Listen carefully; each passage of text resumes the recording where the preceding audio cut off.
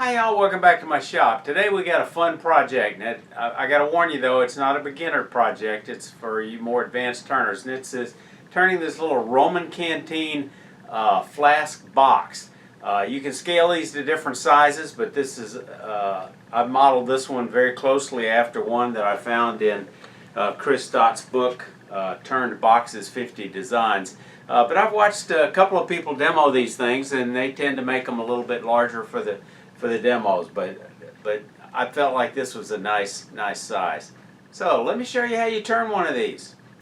So I'm using the design that Chris had in his book, 4.5 inches tall, with the wood 4 inches by about 3 1/4 by 2 inches. And here's what it looks like. Exact dimensions are in the book, but you could follow this fairly closely, I think. The key thing is that you measure very carefully, draw your circle very carefully. The base is going to be a little bit shorter. I have this blank upside down. Mark the centers. Mark a line on each side of where you're going to be turning that throat and that foot. I'm using some 35 millimeter jaws on my chuck, and the easiest way to find out what size drill bit I need to match that, I've got this jig of my various Forstner bits. I don't have every size, but I find that the 1 5/8 fits well. Be sure to safely clamp this down, and we're going to drill a hole in the side to, in my case, 1 5/8 to accommodate that small chuck. Now I'm going to drill a 5/8 hole in just inside the cavity, about 1 inch. I've got a little machinist vise I can hold it with, but you can certainly hold it with a clamp if you bolt this down.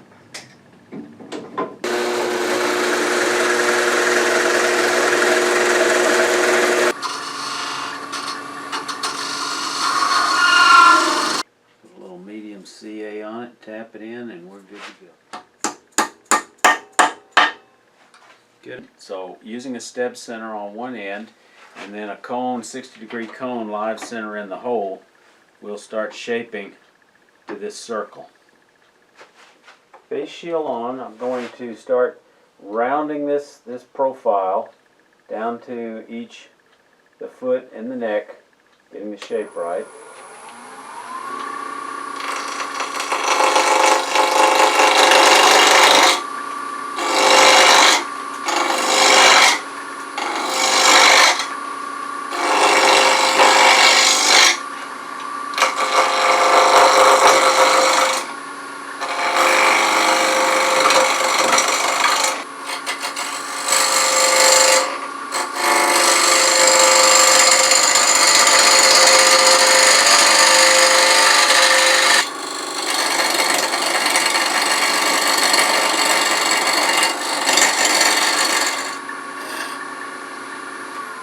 Okay, I'm just giving me something to guide this circle to, a little easier.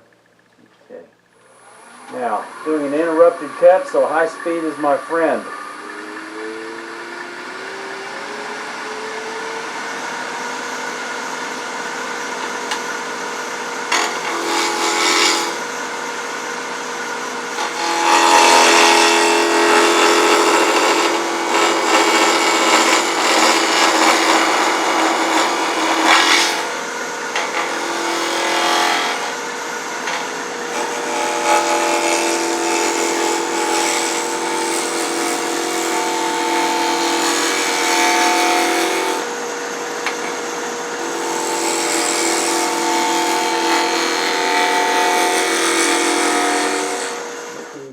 Still got a flat spot on each end, so I've got to come in a little bit more. I've got this other circle that helps guide me, so I need to come in a little bit on both sides.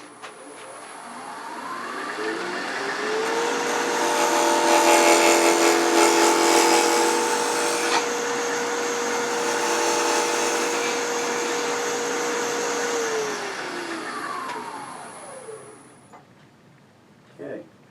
Now I'll start paying attention to the sizing the foot and the base to the exact size.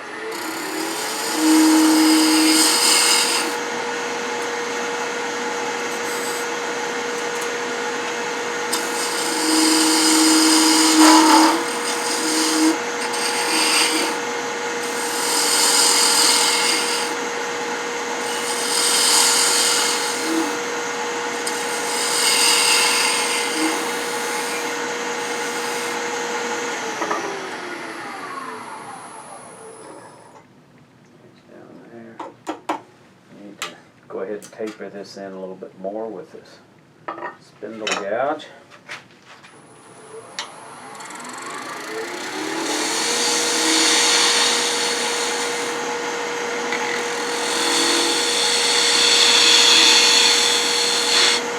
I've been using a 1/2 inch. Now I'm going to switch to a 3/8 inch detail gouge. I feel just a tiny little bulge right here, so I'm going to pick up that cut and come in there and make a little tiny little V-cut.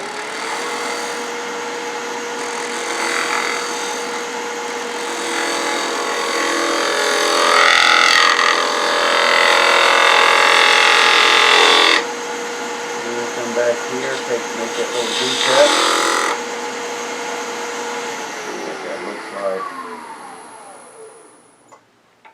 Okay, getting a little bit of chatter there. I've got to clean up. Wow. I didn't cut that as clean as I would have liked. I'll switch to a regular 3/8 inch gouge. And just ease in there real slow. Ride the bevel.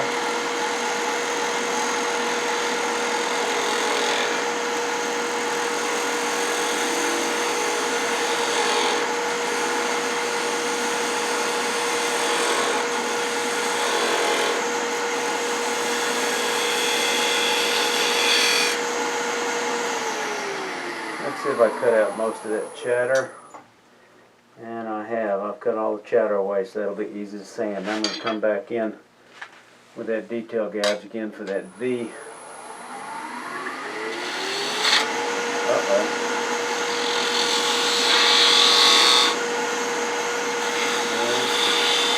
There's the tight V. And I'm going to do a bead on the top.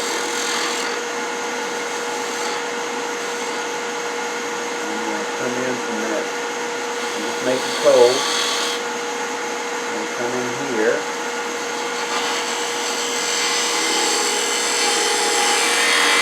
again. The regular 3/8 inch I think will do a better job on that. Okay, I've cut that throat so it's a little larger at the top, a little smaller with a bead on top with a nice asymmetrical cove that I've cut fairly cleanly, so I'm happy with that.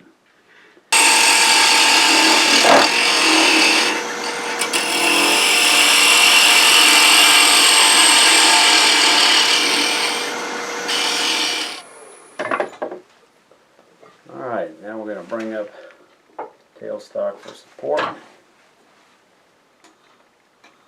This is a slight dovetail. Just come in a little bit here.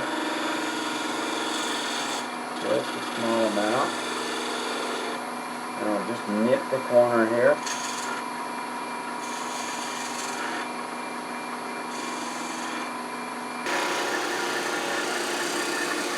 I want to be able to sit flat on a table. So I'm going to step over the bandsaw and cut off a wafer of this Chechen. I can tell this has been in my shop for a while because based on that price it's twice as expensive as that now. I'm going to cut off a little bit for the insert and a little bit for the top.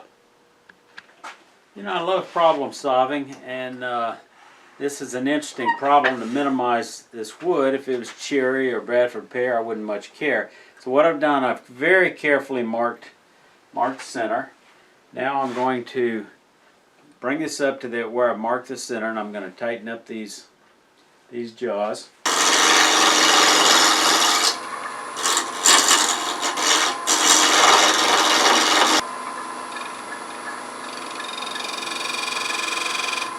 Okay. So I'm only going to go about a 1/8 of an inch deep.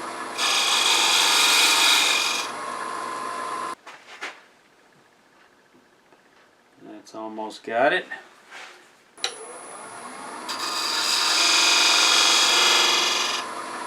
And that's perfect.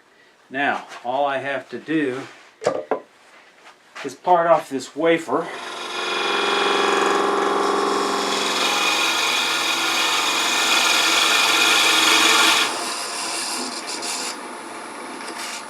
Okay, so that's the wafer we're going to use. Now, we're going to set that aside for a second. This is what we're going to use for the top. Parting tool.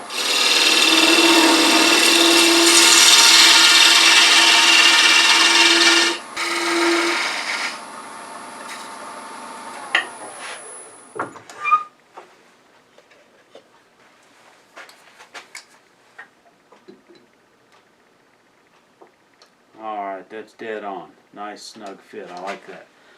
I like that a lot. Okay, now let's just measure that, make sure that was 10 millimeter. We've got to finish decorating the top. We're going to do that in just a moment. Let's go ahead and take this off. I'm going to set this aside. I think we're going to go ahead and do this. I don't think it's going to fit in here. Nope. Close, but no cigar. Alright, so here's what we're going to do. We're going to make a little tiny jam chuck. I pulled out one of my spindle scraps.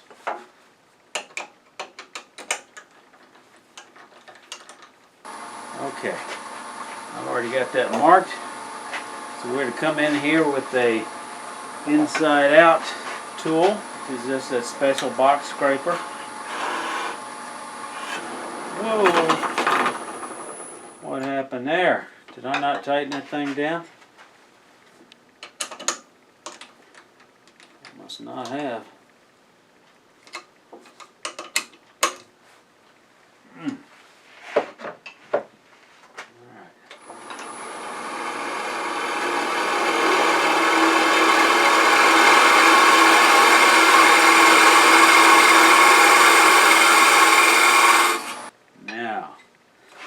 Pop this thing in there and it's going to hold.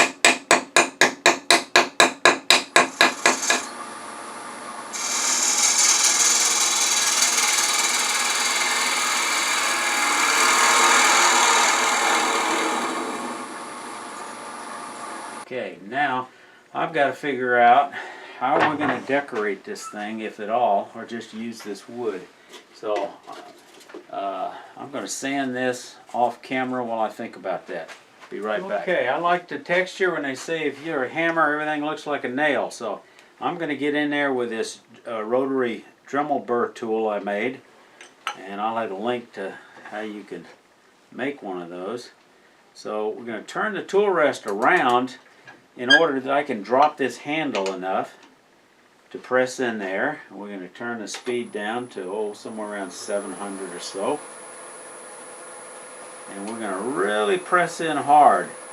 This is very dense wood.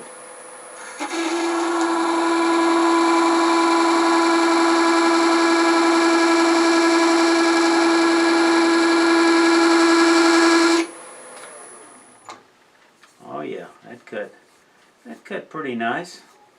I've seen better, but and now of course we got to frame it. And I'm going to frame it with the bead. And we're going to frame the outside. We've got to speed up a little bit. And just come in perpendicular to the wood. Be decisive. And on the outside, be decisive. Let's get this speed up.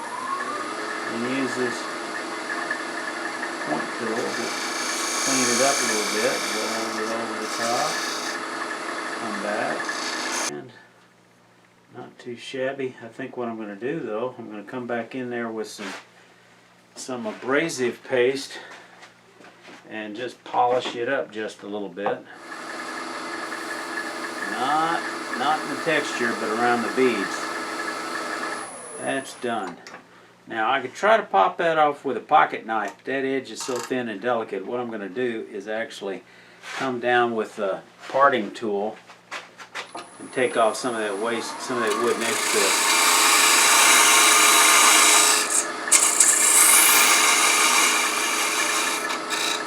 Now I'm going to come behind this edge.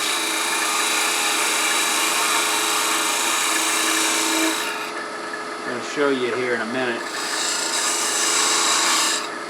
Let me show you a close-up of this so you can understand what I'm doing. Okay, so you can see what I've done is I've come in here with this parting tool and went down a little ways, and I've gotten behind, left a little sliver of wood. I'm going to go down a little bit further. Whoop. Didn't mean to part it off that way. That didn't show you exactly the trick I was going to show you. But the trick I was going to show you is actually once you get that sliver of wood there, you can get here and pop it off without damaging the wood, but this will work as well. Just break that off. I've still got that tenon. and that's looking good. So now all we've got to do is glue that in there. Now we got to turn it around before we glue it in and clean up the other side. Now we're ready to finish the top. Now how are we going to hold this? Well, you know, if you got a collet chuck, man, that's easy because it fits a 5/8 inch hole. Tighten it down, thread it on.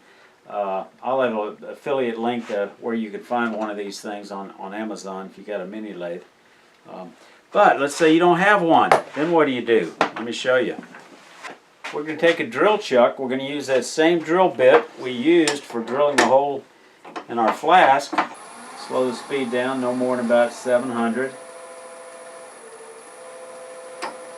And we're going to go in about 14 millimeter, I think is the size of that.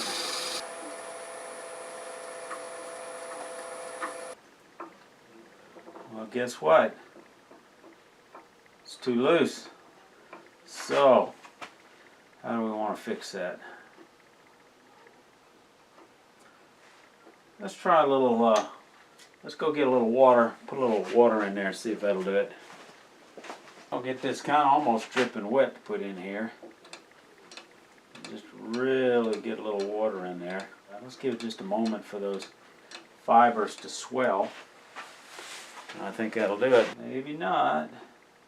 So, looks like we're going to have to resort to a little bit of paper towel. Let's see if that works.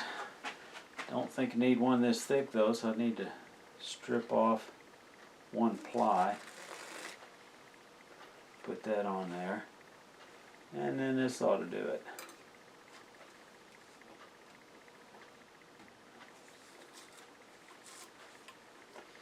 A soft touch.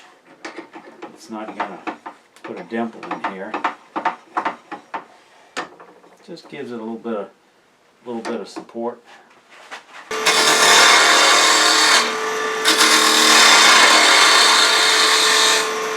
That lid's supposed to be 35 millimeters, so I think we're there. We may have almost passed it. No, we're almost right on the money, so that's good.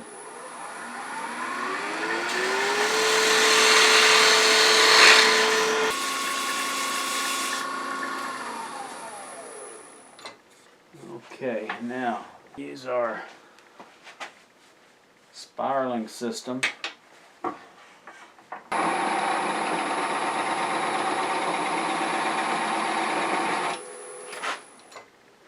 And we've got a nice looking spiral. I like. I should give you a close up of that after we dress it up. Again, use our point tool. Get the speed up. Come in here and do it.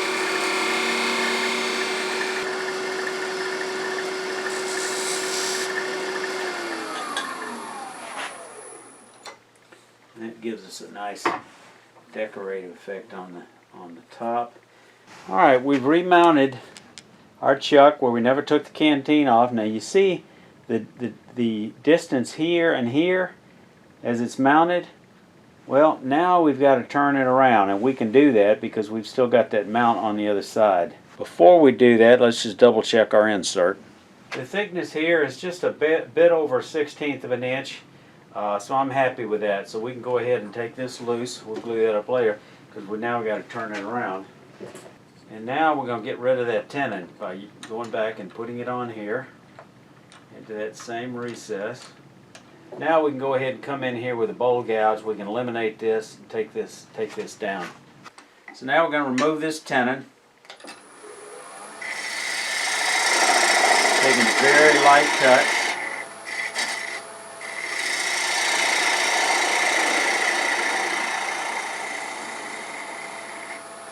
And I might even leave a small bead on that one side.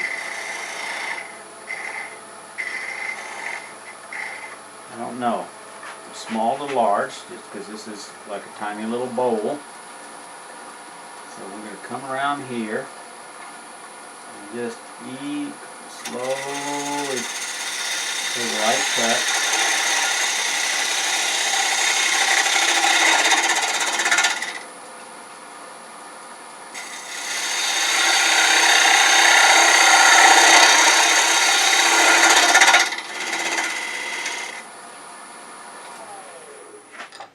Let's evaluate those.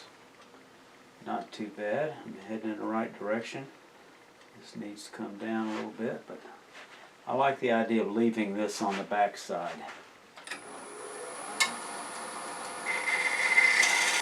And we've got this little edge here. It's a little proud. I think I'm going to just scrape it down.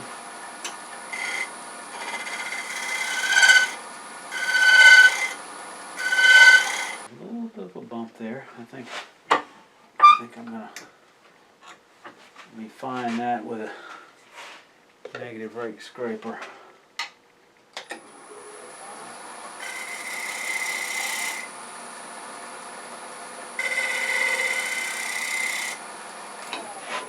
If you've turned a few boxes before, I think you're probably capable of turning this. I'd be interested in hearing how you do. Leave it in the comments below. Y'all stay safe. Come on back here.